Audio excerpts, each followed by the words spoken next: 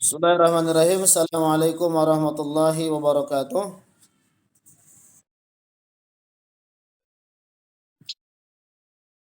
Alhamdulillah wassalli wa sallim ala Rasulillah Muhammadin ibn Abdullah wa ala alihi wa ashabihi wa man walah. Nyalain lampu ininya kameranya. Da'u bil basmalah. Bismillahirrahmanirrahim.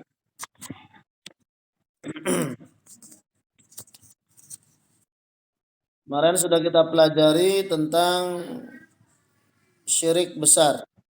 Syirik besar, ya. Yanqasimu syirka ila qismain. Syirik terbagi menjadi ah, tiga. Tiga apa dua? Syirik besar dan syirik kecil. Kemudian anwa'u syirki arba'atun. Ya, anwa'u syirki arba'atun. Pembagian syirik besar ada empat, ya. Anwa'u syirkil akbar arba'atun. Ya. Ada empat, sebutkan. Satu, syirik dalam berdoa. Yang kedua, syirik apa? Dalam niat, ya, tujuan dan apa? Yang kedua apa? Syirik niat, terus keinginan dan tujuan. Yang ketiga, syirik ketaatan. Hati-hati dari ketaatan. Yang keempat, syirik kecintaan. Syirik kecintaan. Baik. Kuasai ayat-ayatnya dan juga temanya. Ya, jadi tentang apa, dalilnya apa. Syirik kecintaan surat Al-Baqarah ayat 165. Ya, konsekuensi orang melakukan syirik besar itu dua. Satu, murtad, keluar dari Islam. Yang kedua, melakukan syirik besar yang empat itu konsekuensinya apa? Kekal di dalam neraka Allah Subhanahu wa taala. Ya, sekarang syirik kecil. Ya, syirik kecil. Nah, syirik kecil itu dosa besar. Jangan dianggap dosa kecil, ya.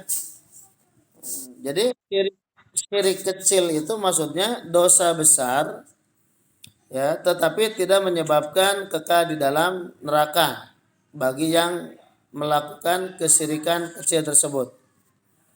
Nah, di sini Dr. Salih bin Fauzan Al-Fauzan menyebutkan bahwasannya syirik kecil tidak menyebabkan pelakunya keluar dari agama Islam, ya, tetapi perbuatan syirik kecil ini mengurangi nilai tauhid, kebersihan, ya, kesucian tauhidnya, ya, dan merupakan perantara atau jalan atau wasilah kepada syirik besar.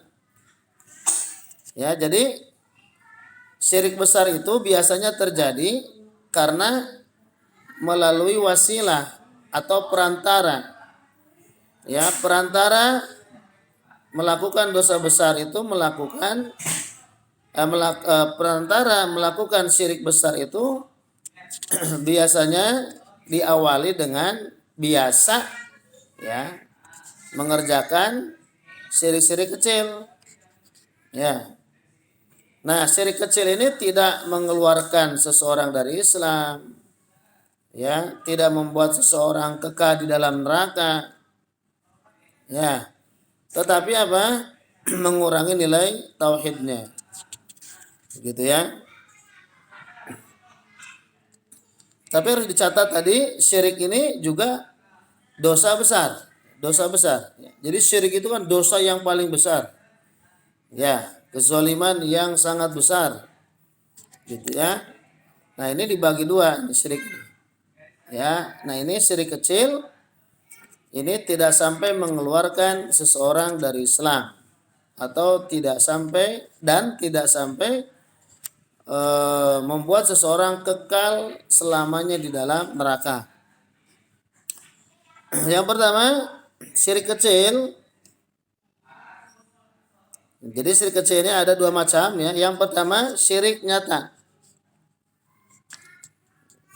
Ya. Syirik kecil ini ada dua macam. Yang pertama syirik nyata atau syirik yang zahir, dan yang kedua syirik yang tersembunyi atau khafi. Ya, yang nyata zahir dan yang tersembunyi khafi. Nah, sekali lagi ya, syirik kecil ini terbagi dua. Ada yang syirik zahir ya, nyata, nampak ya, dan syirik khafi, tersembunyi. Baik, yang pertama syirik yang nyata. Syirik, jangan main di kantor, jangan main di kantor. Keluar, keluar. Keluar, keluar. Dikunci pintu depannya dikunci. Syirik yang zahir, yang nyata dalam bentuk ucapan dan perbuatan. Jadi ucapannya kedengar. Ya, perbuatannya terlihat. Dalam bentuk ucapan misalnya bersumpah dengan nama selain Allah. Nih, bersumpah dengan nama selain Allah. Biasanya para pedagang itu kalau dagangannya pengen laris, ya demi Allah, demi Rasulullah, wallahi wa rasulihi gitu ya. Kan gitu ya? Sering dengar gak? Saya mah demi Allah, demi Rasulullah, ya tidak mencuri.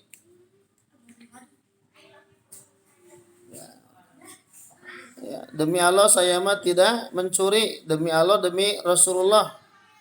Nah, demi Allah, demi Rasulullah ini adalah perbuatan syirik. Ucapan itu adalah perbuatan syirik. Syirik kecil, mengurangi nilai tauhid. Paham?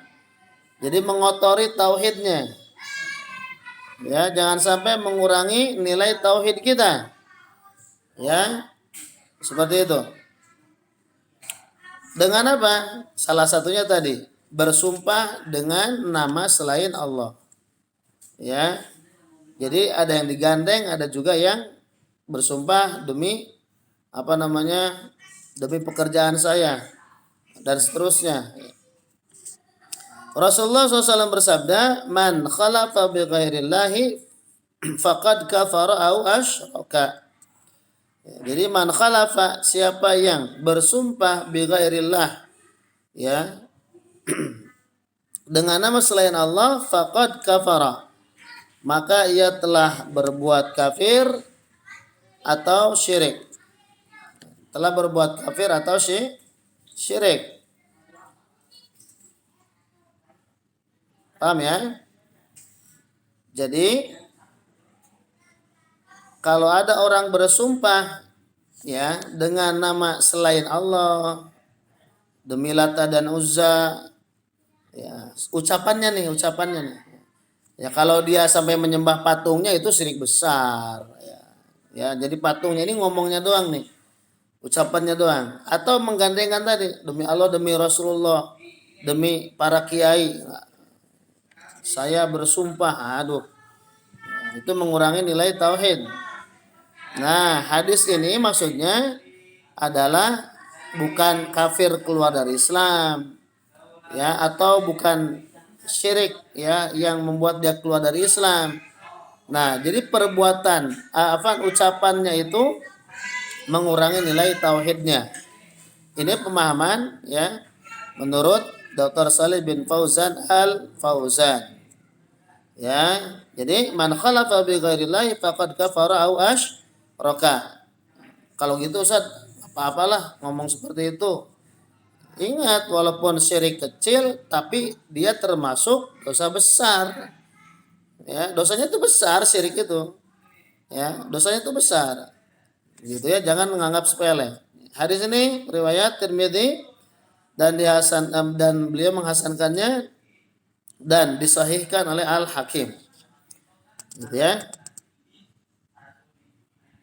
Termasuk apa? Perbuatan syirik kecil yang zahir, yang nampak berupa ucapan.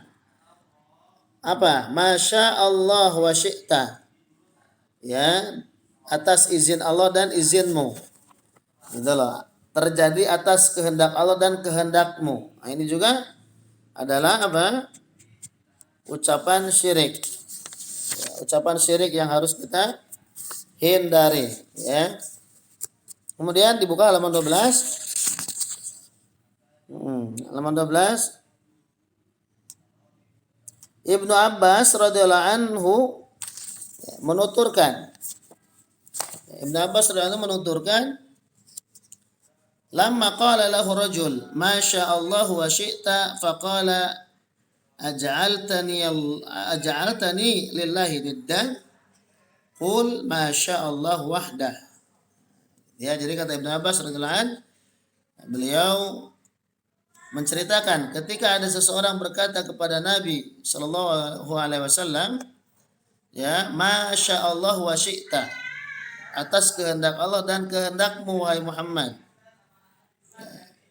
Maka ketika itu beliau bersabda, Rasulullah SAW menyanggahnya dengan berkata, aja'altani lillahi niddan, apakah kamu jadikan aku bagi Allah tandingan?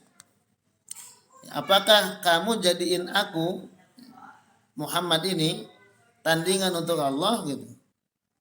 Ya, kok bisa kamu ngomong apa atas kehendak Allah dan kehendakmu? Qul, kata Rasulullah SAW, katakan olehmu masya Allah wahda. Jadi cukup mengatakan apa? Atas kehendak Allah Subhanahu wa ta'ala saja. Jangan ditambah dengan makhluk, ya, nama-nama makhluk, nggak boleh. Ini sekali lagi syirik asghar, ya, syirik yang kecil, ya, syirik yang kecil. Tetapi ingat, dosa besar, ya. Termasuk pula ucapan kalau bukan karena Allah dan karena si fulan. Yang benar adalah hendaknya diucapkan masya Allah thumma fulan.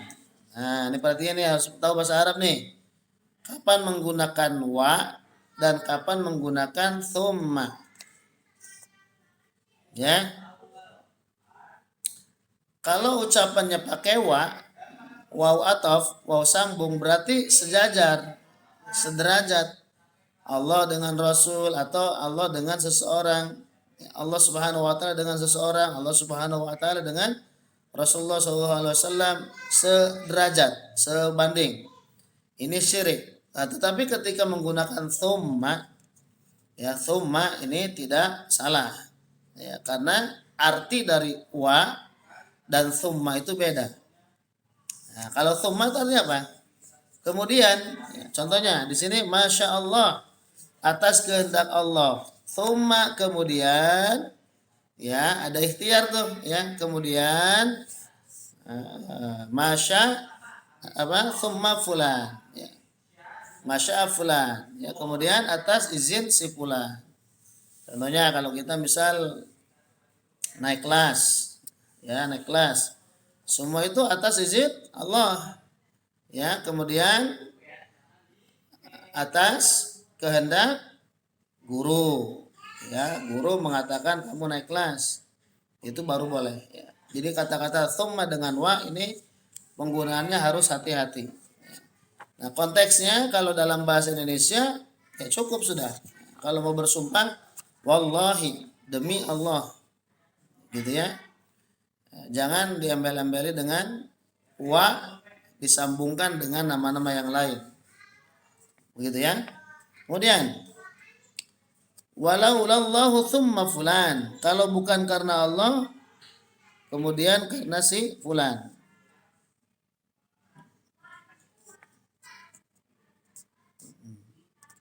Kalau bukan karena Allah Subhanahu wa taala kemudian karena si fulan. Contohnya nih, kamu sakit, ya, dibawa ke rumah sakit, habis duit banyak, gitu kan, habis duit banyak. Kemudian gimana ucapanmu? Walau Allah, kalau bukan karena pertolongan Allah. Kemudian saya mencari pinjaman uang, kalau bukan karena si bapak anu minjemin saya uang. Ya, mungkin saya tidak keluar dari rumah sakit lagi, atau saya dililit hutang yang banyak, bisa begitu. Nah, jadi perhatikan di sini penggunaan kata wa dengan thumma. Gitu ya. Sebab apa katanya? Kata beliau, kata thumma artinya kemudian menunjukkan tertib atau tingkatan, urutan. Ibarat kalau tangga itu ya, tangga itu kan dari tangga yang paling bawah sampai ada 10 10 tingkat begitu kan? Nah, tingkat yang terakhir itu adalah Allah ya. Allah Subhanahu wa taala. Nah, summanya itu boleh ya, boleh seperti itu. Menggunakan summa. Tapi kalau wa itu nggak boleh. Ya. Perhatikan di sini kata beliau, kalau summa itu menunjukkan tertib berurutan. Ya, yang berarti menjadikan kehendak hamba mengikuti kehendak Allah. Paham? Jadi ada seorang berbuat baik, menolong kepada kita. Oh, si hamba itu diizinkan oleh Allah, hatinya dilunakkan oleh Allah menolong kita. Begitu maksudnya ya. Kalau menggunakan kata summa. Ya. Jadi maksudnya adalah menjadikan kehendak hamba menolong kita, membantu kita, misal ya, itu mengikuti kehendak Allah. Ya, jadi Allah semuanya yang menggerakkan hati seseorang untuk berbuat baik, misal menolong kita tadi. Sebagaimana firman Allah Subhanahu wa taala, "Wa ma tasyauna illa ayyasha'allah." Ya, ini udah hafal ya. "Wa ma tasyauna illa ayyasha'allahu rabbul alamin." Al-Takwir ayat 29.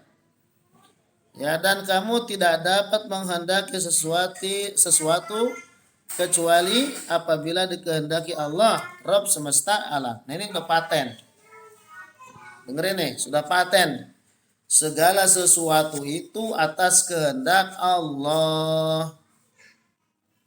Tetapi catat, sesuatu yang dikehendaki Allah belum tentu diridhoi oleh Allah. Nah, ini gimana nih maksudnya nih? Nah, maksudnya gimana? Ya. Ya, maksudnya ya walaupun diizinkan Allah, ya, diizinkan Allah, tetapi belum tentu diridhoi Allah. Sebagaimana maling. Maling ingin mencuri barang-barang berharga, berlian, ya, perkakas rumah. Dia mencari akal, melihat rumahnya 2 lantai. Nah, saya harus naik dulu ke kamar itu, lalu saya ambil dompetnya, saya sekap, saya todong gitu kan. Susah tuh kan, naiknya pakai apa? Pakai tali. Tahu-taunya itu maling sukses tuh. Sukses dia menyekap, kemudian lehernya dikasih pisau yang punya rumah itu gitu ya. Di apa tuh namanya? Disandra. Keluarkan barang-barang semuanya. Nah, itu kira-kira malingnya jago apa enggak itu? Ya, bukan semata-mata malingnya jago, tetapi diizinin Allah dia. Ya, diizinin Allah gitu. Tapi biarin dia milih jalan keburukan, kata Allah, ya silakan kamu, saya izinkan, tapi saya tidak meridhoi kamu. Paham nggak di sini? Paham nggak? Ya, jadi kamu harus paham ya. Jadi walaupun diizinkan oleh Allah, belum tentu diridhoi oleh Allah. Masa iya diridhoi Allah maling. Maka makna ibadah itu kan kata Al-Imam Ibnu Taimiyah rahimahullah, ismun jami'un likulli ma yuhibbuhullah wa yarda. Ya, minal af'al adz-dzahira wal batinah. Jadi apa tadi? Ismun jami'un likulli ma yuhibbullah wa yardahu minal af'ali minal qawli au af'ali adz-dzahira wal batinah. Ya. Nah, jadi ibadah itu ya, segala sesuatu yang dicintai dan diridhoi Allah. Ya, bukan dikehendaki Allah tuh. Dengerin tuh. Ya, jadi ibadah itu adalah sesuatu yang dicintai dan diridhoi Allah. Itu ibadah. Kalau maling ibadah bukan? Bukan ibadah. Walaupun misal saya maling buat menafkahi anak istri, ya itu maling. Bukan ibadah karena tidak dicintai dan tidak diridhoi Allah. Walaupun dia sukses bisa menafkahi anak istrinya dari hasil maling itu, dari hasil mencuri itu. Ya, dikehendaki. Gitu loh. Paham nggak? Ya. Ada macan menerkam kancil, menerkam kambing. Ya kan? Semuanya diizinkan oleh Allah. Begitu maksudnya. Tetapi tidak semua yang diizinkan Allah itu diridhoi dan dicintai Allah Subhanahu wa taala. Contohnya kamu bisa apa? Belajar. Ya, lagi corona bisa tatap muka misalnya. Bukan berarti kamunya hebat. Oh, sistem imunnya itu kuat, bukan itu. Kalau bicara tauhid. Ya, ini atas izin Allah. Saya dijaga oleh Allah, imun saya dikuatkan oleh Allah. Ya, datanglah ke madrasah, lalu kamu di situ belajar. Nah, itu baru tuh apa? Diizinkan, dicintai dan diridhoi Allah Subhanahu wa taala. Paham Nadia?